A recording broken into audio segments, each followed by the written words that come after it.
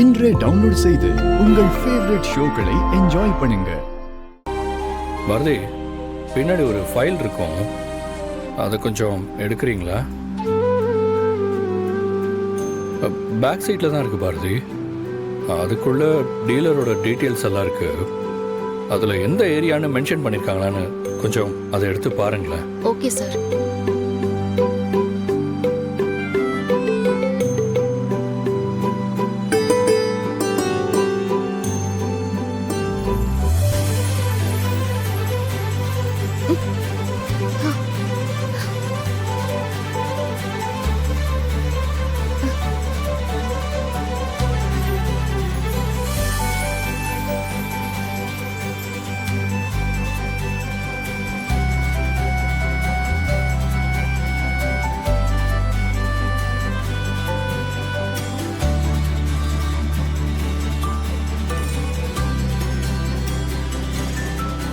என்ன சார், ஃபைலுக்குள்ள பூவெல்லாம் இருக்கு?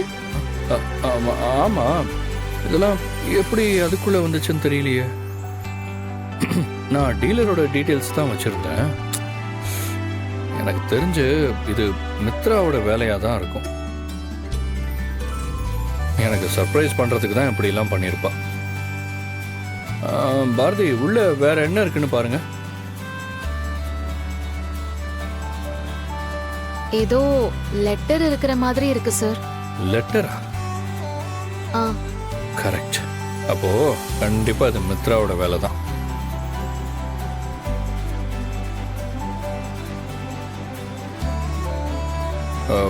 என்ன பார்த்துக்கிட்டே இருக்கீங்க? அது கொஞ்சம் பிரிச்சு பாருங்க. என்ன சார் சொல்றீங்க? இது உங்களோட பர்சனல். இதை எப்படி நான் பிரிக்க முடியும்?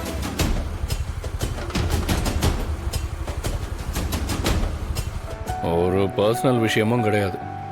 நான் கார் ஓட்டிட்டு இருக்கேன்ல, எனக்கு அதில் என்ன இருக்குன்னு தெரியணும். அதுக்காகத்தான் நான் படிக்க சொல்லி கேட்குறேன்.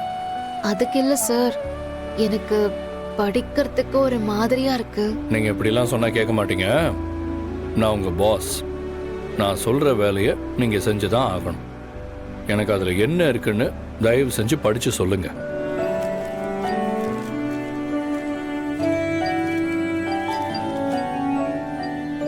எனக்கு கடவுள் நம்பிக்கை இல்ல.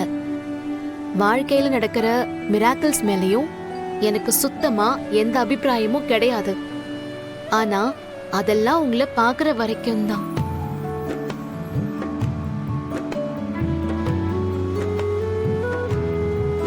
ஒருத்தரை விட்டு நாம எவ்வளவு தூரம் விலகி போனாலும் அவங்க நமக்கானவங்களா இருந்தா, எந்த சூழ்நிலையிலயும் எது நடந்தாலும் அவங்க நம்மள மறந்தே போயிருந்தாலும் சரி, இந்த இயற்கையும் பிரபஞ்சமும் கடவுள் துணையோட நம்ம கிட்ட கொண்டு வந்து சேர்த்துறோம்.